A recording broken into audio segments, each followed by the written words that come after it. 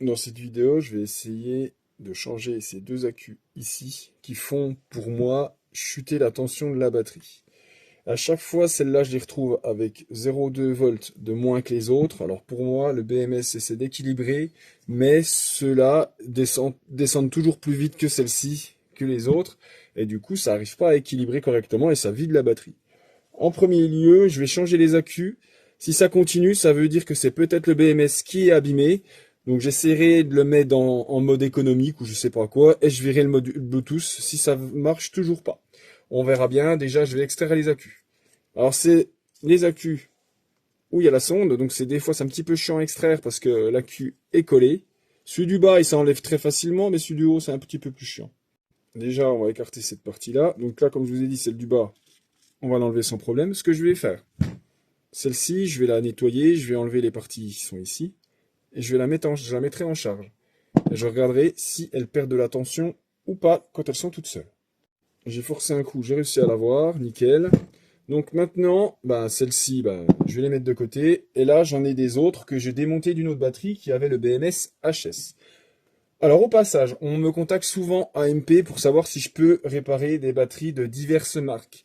Je ne répare les batteries pour personne pour la simple et bonne raison qu'une réparation, déjà, me ferait manipuler de l'argent, et c'est une chose que je n'ai pas envie. Et surtout, ce n'est pas légal. Je préfère rester sur le format des échanges, deux batteries HS contre une qui fonctionne, bien sûr, toujours en Parkside, parce que si je commence à m'étaler sur d'autres marques, c'est même pas la peine. C'est le bordel, surtout que je sais que Parkside, c'est souvent la carte qui pose problème, souvent, hein, parce que là, bon, c'est pas le cas. Mais sur les autres marques, c'est très souvent les accus. Donc il faudrait que j'ai une farandole d'accus, et ça vous coûterait les yeux de la tête au niveau des réparations, puis moi, ça m'intéresse pas de faire ces choses-là. Allez, on change de sujet, on fait cette batterie. Donc là, on va pas se tromper de sens, là c'est la négatif, donc là, négatif, donc on va mettre côté positif. Parce que si on les met toutes du même côté, on va pas y arriver. Donc là, on les met dedans.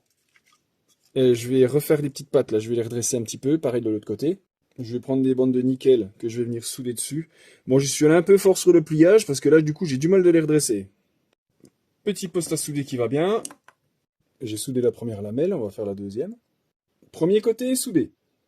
Sur le nickel, je lui crée une petite pliure. Comme ça. Et dans l'autre sens. Comme ça. Pour que ça fasse ça, je sais pas si vous voyez, voilà. Pour que ça aille épouser la forme de la même façon que c'était à l'origine. Les deux côtés sont soudés, normalement, pas de souci, ça fonctionne. Ça a remonté un peu le niveau de batterie, j'avais qu'un trait au début, mais celles-là sont à peine plus chargées que les autres. Donc ce que je vais faire maintenant, c'est la mettre en charge, et espérer que ces accus-là ne se redécalent pas.